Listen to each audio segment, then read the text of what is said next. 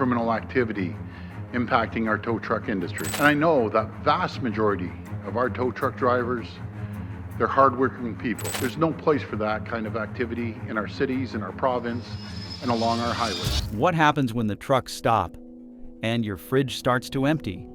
Ontario just found out, and the fallout is already hitting homes like yours. When Ontario shut down its border crossings, it wasn't just a political move. It triggered empty shelves, overnight job losses, and grocery bills that exploded before families could react. It wasn't just about trade. It was about survival, and no one was ready. What will you feed your kids when deliveries stop again?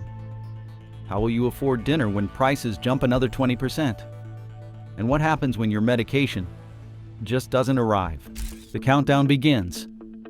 In just 6 hours, trucks were halted, and entire loads of goods worth tens of thousands of dollars rotted in trailers. Border officers stood by, knowing they were enforcing the chaos that was unraveling across the region. Grocery stores were left without deliveries. Fresh produce from California disappeared overnight, and many families were forced to put essential items back on the shelf. Staples like pasta and rice were stretched to cover the gap until payday.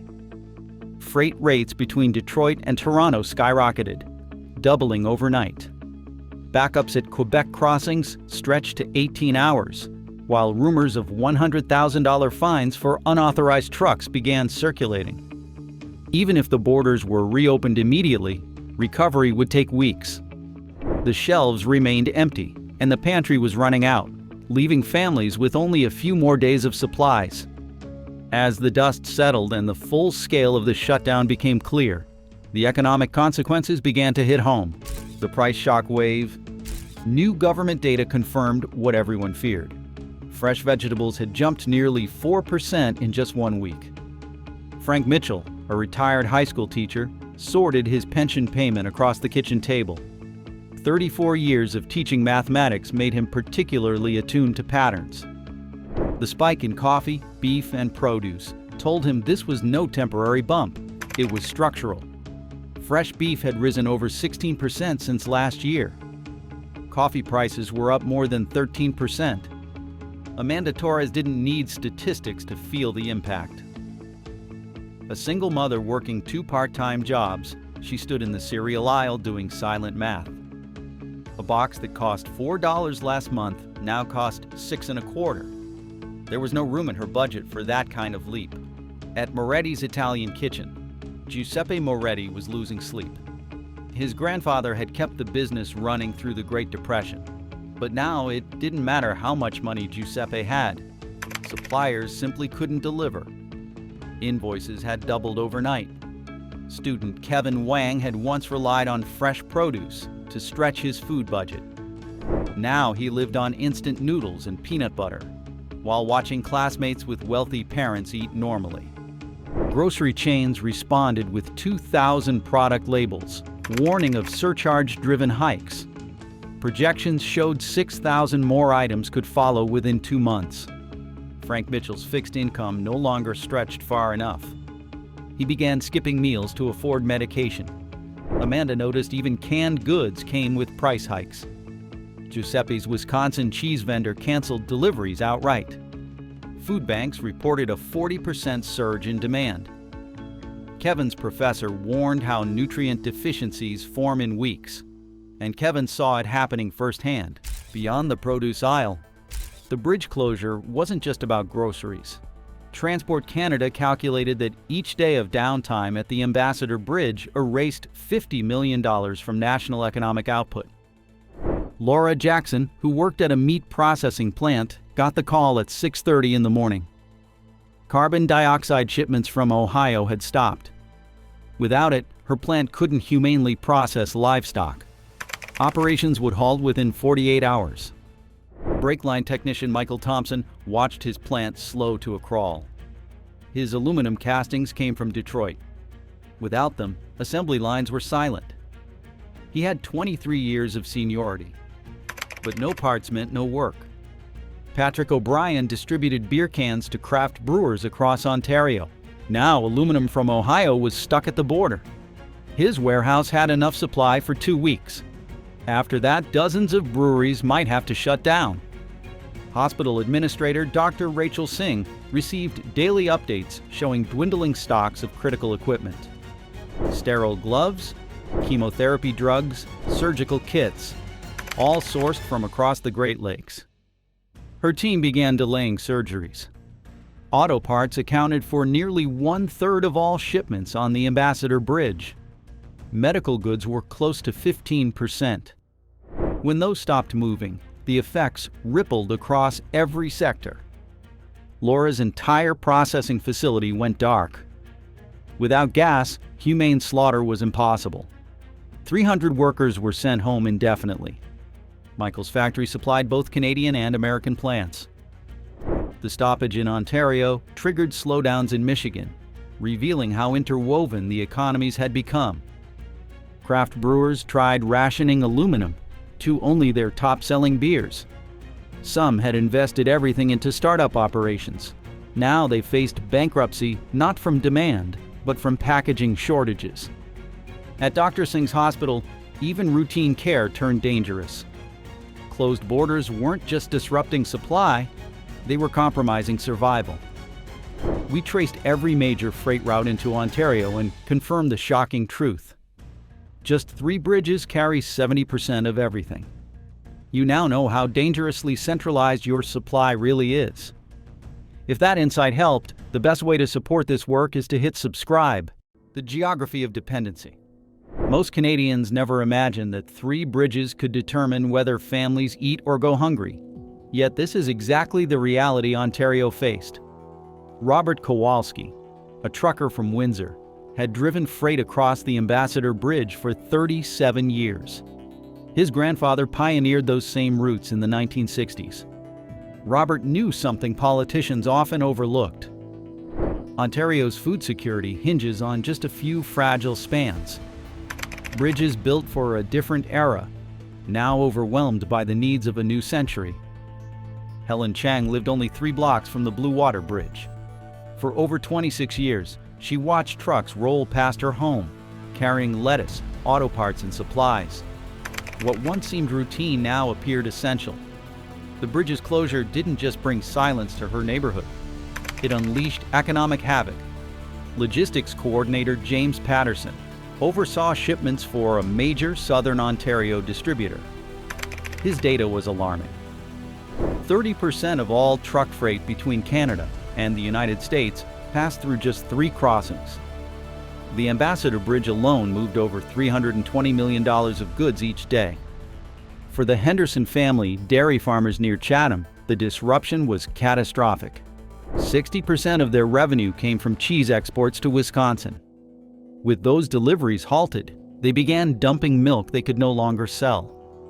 Ontario's geography created choke points where trade naturally funneled. Redundancy was never built in. The Ambassador Bridge, constructed in the 1920s, carried loads it was never designed to handle. It wasn't just aging, it was overloaded, vulnerable, and crucial. The next chapter in this story shows how those vulnerabilities were not accidents, but the result of long-term economic decisions. 50 years of integration. The system didn't break overnight. It was carefully constructed across 5 decades of decisions that traded resilience for efficiency. Retired grower Joseph Martinez remembered when Ontario grew most of its food. In the 1970s, his family's garden outside Leamington supplied tomatoes and peppers to local stores. From June through October, regional groceries stocked produce grown within 50 kilometers. But once the United States offered cheaper, year-round produce, the shift away from local farming began. Carol Lee, a veteran food distributor, witnessed the shift firsthand. Her business originally moved Ontario crops to the United States. Over time, she pivoted to importing American goods into Canada. Cost savings made domestic production less viable, especially as trade barriers fell away during the 1990s. Historian Dr. William Chen traced Ontario's growing dependence on foreign food through trade deals. The Auto Pact of 1965 laid the groundwork for cross-border integration, later deepened by the North American Free Trade Agreement. Each policy promised prosperity through specialization. Few considered what would happen if those links broke. Farmer Susan Roberts adapted by switching to greenhouse production. She invested heavily in equipment and expertise to grow high-value specialty crops. Yet, when the bridges closed, those assets became useless.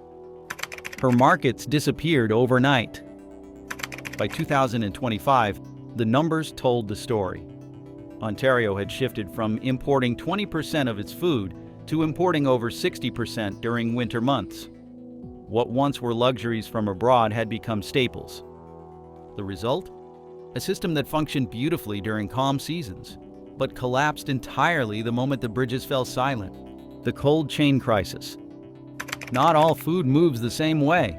Some require temperatures precise to the degree, and Ontario's cold chain was never designed to reroute. Mark Williams, who managed climate-controlled storage near Windsor, knew how quickly perishables could spoil. His warehouse kept millions of dollars in fruit, meat, and dairy at exact conditions. Without steady shipments across the Ambassador Bridge, he had nothing to replace what he lost. Lisa Park, a government food inspector, explained how 12-hour limits exist for transporting leafy greens. Anything longer, and bacterial growth becomes a serious risk. Frozen goods require sub-zero environments that cannot be compromised. Cold chain regulations are not suggestions. They are hard requirements. Diego Ruiz maintained the refrigeration systems on these trucks. Each unit cost over $100,000. His service shop, near the main crossings, provided 24-hour support for breakdowns. When drivers rerouted to unfamiliar crossings, they left that safety net behind. Dr. Amanda Foster, a food safety officer, tested incoming goods for pathogens. Her lab, located near major inspection hubs, processed thousands of samples. Smaller border points had no such capacity. Shipments that couldn't be tested still went to market or were dumped to avoid risk. Mark's facility was designed around efficiency. The routes used to bring food into Ontario had been refined for decades. Delays of even an hour meant spoiled pallets. Inspectors like Lisa couldn't guarantee safety when trucks waited in queues for 18 hours. The cold chain wasn't just broken, it was never designed to bend. Once disrupted, it could not flex, stretch, or adapt.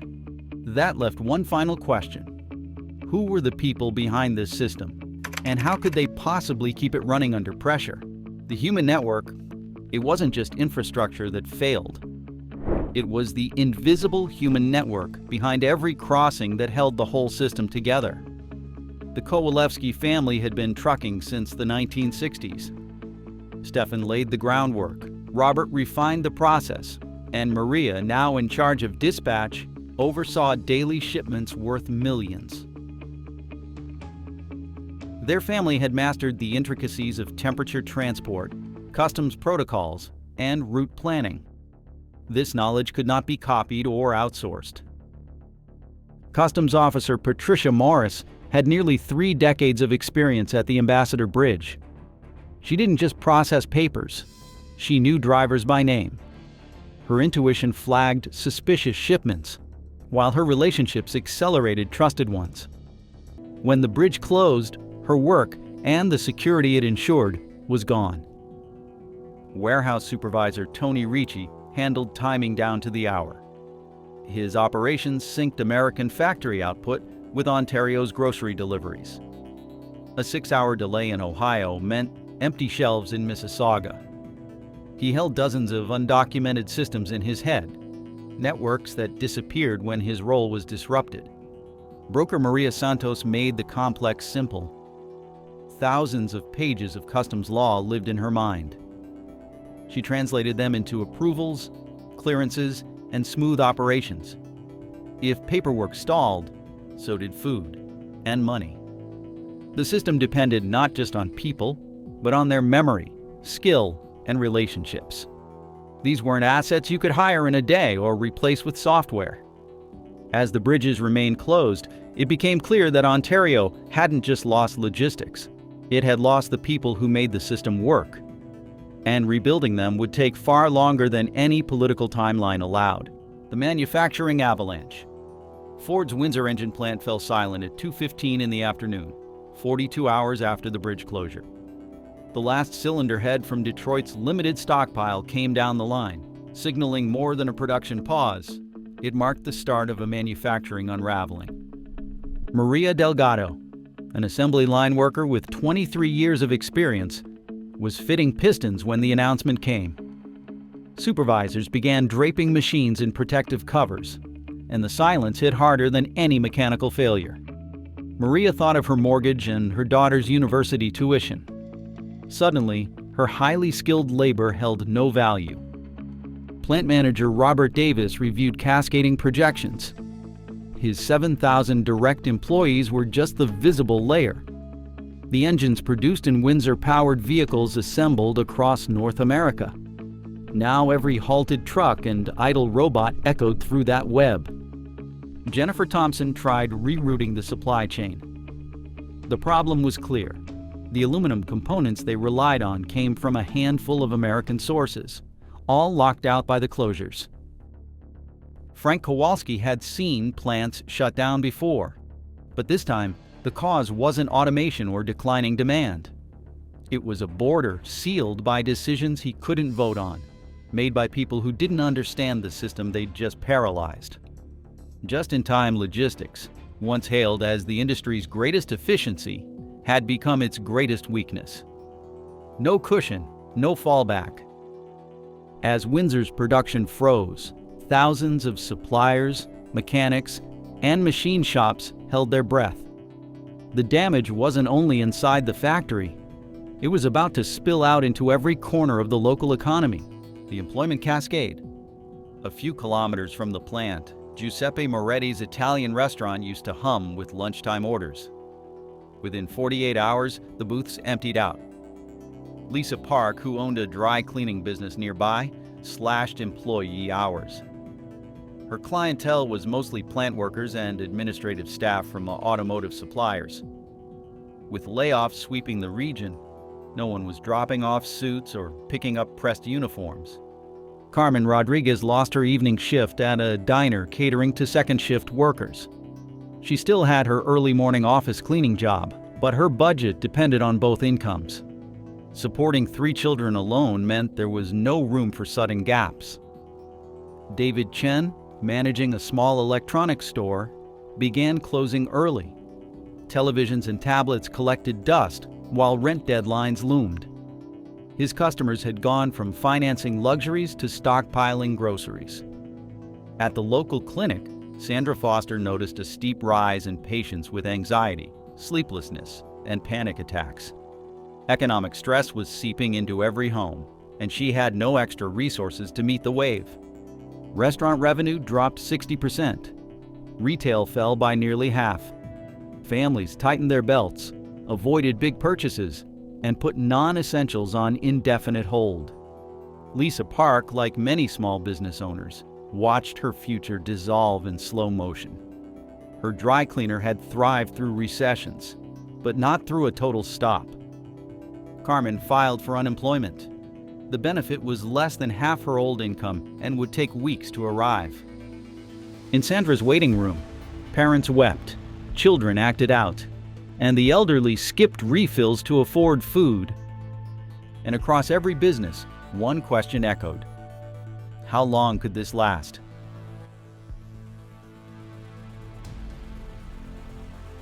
The employment cascade. A few kilometers from the plant, Giuseppe Moretti's Italian restaurant used to hum with lunchtime orders. Within 48 hours, the booths emptied out. Lisa Park, who owned a dry cleaning business nearby, slashed employee hours. Her clientele was mostly plant workers and administrative staff from automotive suppliers. With layoffs sweeping the region, no one was dropping off suits or picking up pressed uniforms. Carmen Rodriguez lost her evening shift at a diner catering to second-shift workers. She still had her early morning office cleaning job, but her budget depended on both incomes. Supporting 3 children alone meant there was no room for sudden gaps. David Chen, managing a small electronics store, began closing early. Televisions and tablets collected dust while rent deadlines loomed. His customers had gone from financing luxuries to stockpiling groceries. At the local clinic, Sandra Foster noticed a steep rise in patients with anxiety, sleeplessness, and panic attacks.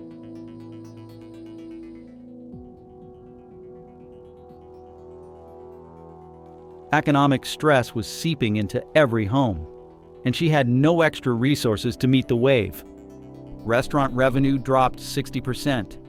Retail fell by nearly half. Families tightened their belts, avoided big purchases, and put non-essentials on indefinite hold. Lisa Park, like many small business owners, watched her future dissolve in slow motion. Her dry cleaner had thrived through recessions, but not through a total stop. Carmen filed for unemployment. The benefit was less than half her old income and would take weeks to arrive. In Sandra's waiting room, parents wept, children acted out, and the elderly skipped refills to afford food. And across every business, one question echoed: how long could this last?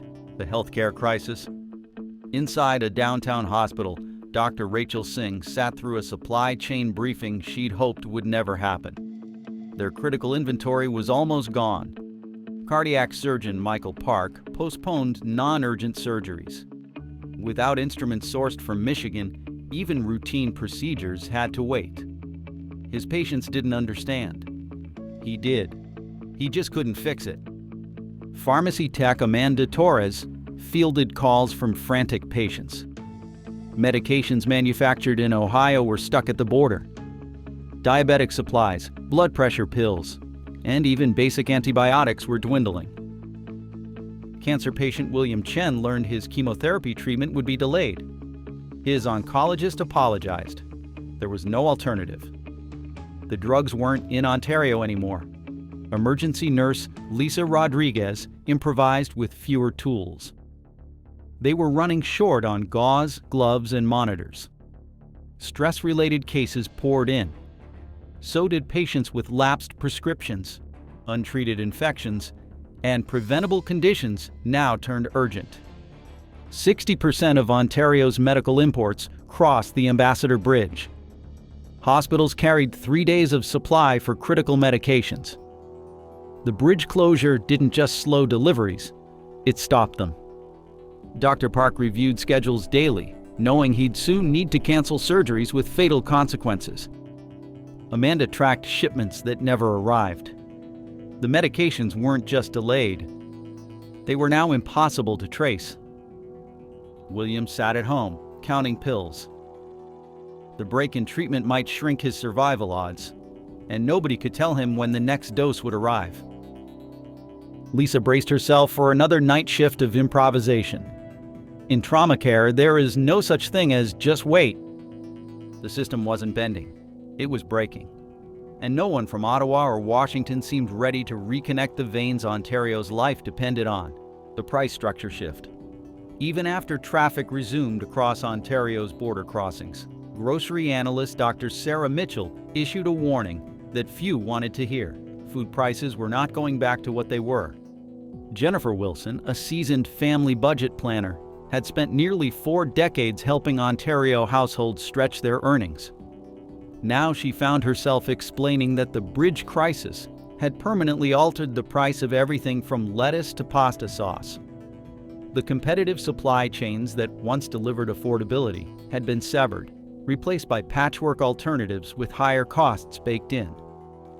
Robert Chen, a senior citizen living alone, responded by skipping meals. His fixed pension was based on historical trends that no longer applied. He had budgeted for gradual inflation, not the abrupt 20% spike that emptied his wallet at every supermarket visit. Amanda Rodriguez, a working mother of 3, tried to rework her weekly grocery plans. Her job provided stability, but not enough to handle food prices that now competed with rent and medical expenses. Her children's diets suffered before anything else did. Kevin Park, a university student without parental financial support, began visiting food banks quietly between classes. His part-time job, once enough for basics, no longer covered what used to be routine. What began as a temporary disruption had evolved into a permanent shift. The province's food system was now more expensive, less diverse, and no longer built for working families on modest incomes. The policy response failure. Ontario's communities waited for help. What they received was a $50 million rebate program, barely enough to patch a fraction of a single day's losses. Policy analyst Maria Santos reviewed the numbers and found them insulting. The economic impact of the bridge crisis had totaled over $1 billion weekly. What arrived from the federal government was 2% of what was needed. Tony Ricci, who ran a mid-sized transportation company, was told to apply for emergency relief. The forms were long. The process was slow. The funds, when they came, wouldn't arrive for months. He had invoices due in days. Emergency coordinator Dr. William Park had managed flooding responses and tornado evacuations. This was different. Government departments were divided by jurisdiction. Federal trade, provincial logistics, municipal social services, none of them aligned in a way that addressed the actual crisis. Patricia Lee, a community leader, watched as local aid organizations were overwhelmed within a week. Food pantries ran dry. Shelter networks collapsed under demand. Families who had never asked for help now stood in line for bread. The rebate program's administrative costs burned up nearly a third of its budget. That left even less for communities in distress.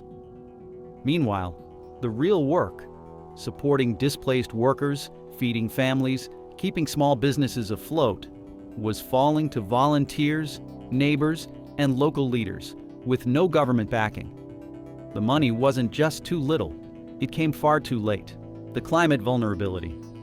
By the time the political damage began to fade, scientists were issuing a second warning. This kind of disruption would only get worse. Dr. Jennifer Thompson had modeled how climate change would strain infrastructure built under different expectations. Her projections showed increased bridge damage from storms, ice, and heat waves. The closures in February would soon become annual events, or more frequent. Infrastructure engineer Mark Williams examined the bridge's aging foundations. They were holding for now. But extreme weather events were accelerating wear at rates never seen before. Maintenance costs would rise dramatically. Budgets had not adjusted. Emergency planner Lisa Rodriguez, who once focused on short-term recovery, was forced to redesign her strategy. Supply chains needed to be resilient. Not just restored after disaster, but prepared to bend without breaking when the next one struck. Climate researcher Carol Lee pointed to alarming agricultural models. California, Florida, and even parts of the Midwest, the regions Ontario depended on for winter produce, would suffer yield losses from heat waves, drought, and floods. Prices would soar. Volume would shrink. Community leader Frank Martinez began meeting with local farmers. They could not replace the volume lost from international sources, but they could start preparing now. Waiting was no longer an option. What the bridge crisis had revealed, climate would reinforce. This wasn't an exception. It was a preview. The window for preparation was closing. Fast. The resilience reckoning. At a warehouse in Kitchener, Maria Rodriguez helped unload crates of greenhouse tomatoes from a farm just 10 kilometers away. It was not enough to feed a city, but it was a start. Susan Roberts, whose family farm had grown specialty crops for restaurants, had switched gears. She expanded her greenhouse operations and redirected her produce toward nearby households. Local demand surged. David Chen, once a restaurant manager, now ran a cooperative kitchen supported by neighbors. He coordinated daily meals for families caught in food insecurity. His experience in fast-paced service gave way to community-first logistics. Amanda Foster, a nurse by trade, launched home garden initiatives. She taught people how to grow onions, spinach, and beans in backyard soil or apartment balconies. Her message was clear: nutrition should not collapse just because politics did. Kevin Wang, a tech-savvy student, built a simple dashboard on a shoestring budget. Yet it helped dozens of mutual aid groups find food, tools, and each other. In the months that followed, local food production rose nearly 40%. Emergency networks grew fivefold. Susan Roberts didn't see it as charity. She saw it as strategy. Community farming wasn't nostalgia. It was survival. The province had learned a brutal truth. It could no longer depend on trade routes alone. In gyms, libraries, and school basements, people organized, not from fear, but from focus. Next time, Ontario wouldn't ask what now. It would already have an answer. The question now is, will it happen ever again? Drop them in the comments. We'd love to hear. Thanks for watching, and for being part of a conversation that's bigger than borders.